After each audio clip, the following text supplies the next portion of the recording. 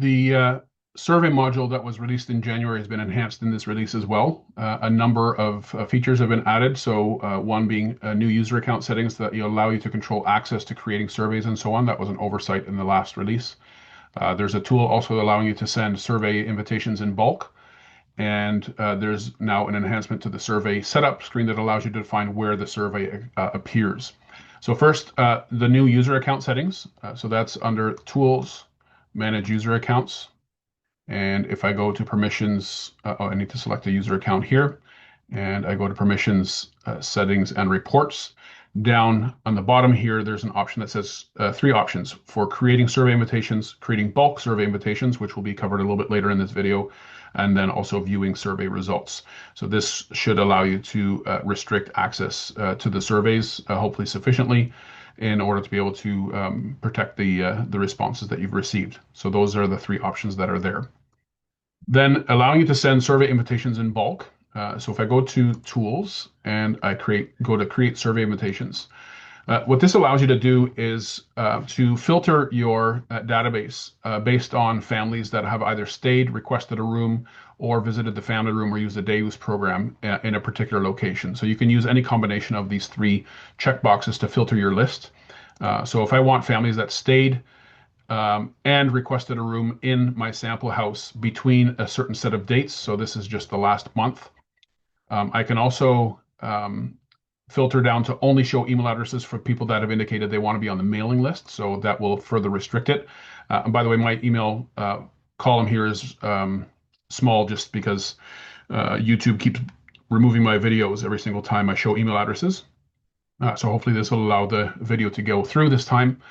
I can filter the list on only people that have indicated they want to be on the mailing list.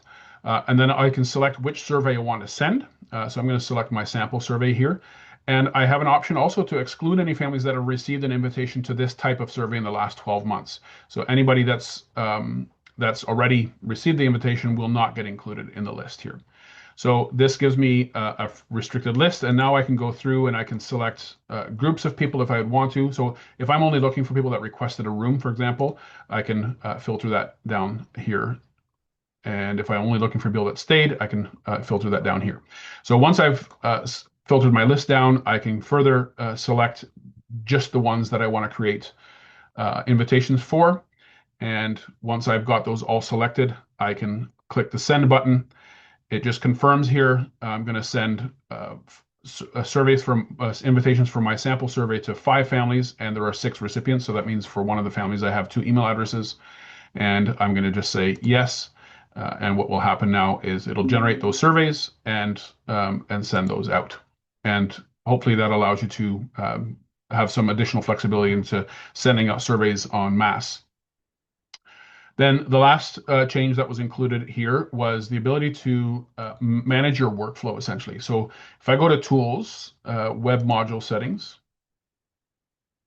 and when this screen comes up and I go to the Surveys tab, and my computer is a little slow today, I go to Surveys and I select my survey that I want to appear. You'll see here now that there are options for Show at Check-in for new families, Show at Check-in for repeat families, Show at Checkout for new families, repeat families, and then Day Use and Family Room for new families and repeat families. And what this will do now, in order to change this, I need to unpublish this survey for a minute. So I'm going to say Unpublish.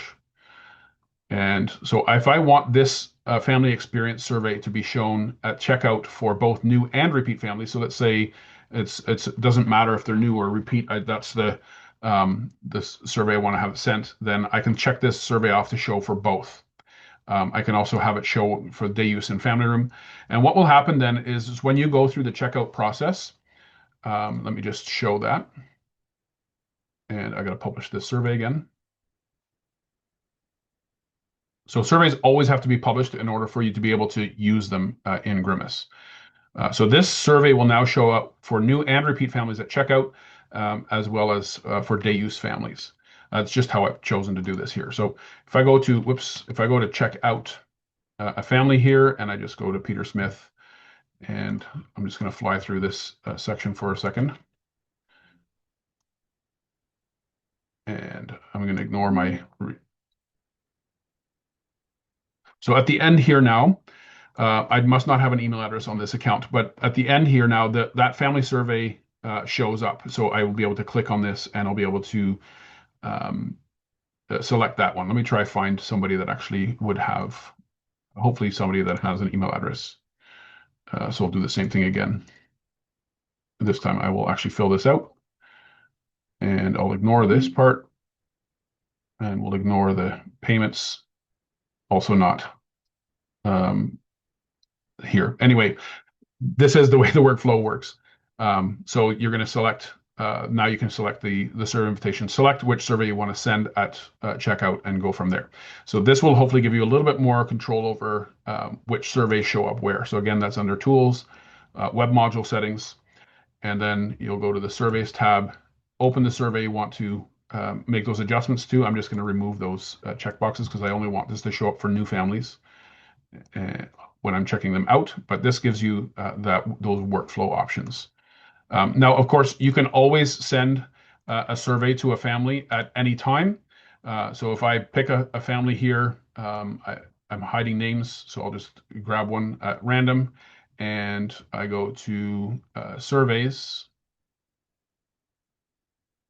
and survey invitations. I don't have any email addresses here, but that's where you can also create your survey invitations, and that's irrespective of those checkboxes that we just covered. This will show every possible survey that's available, so you can send them manually this way as well.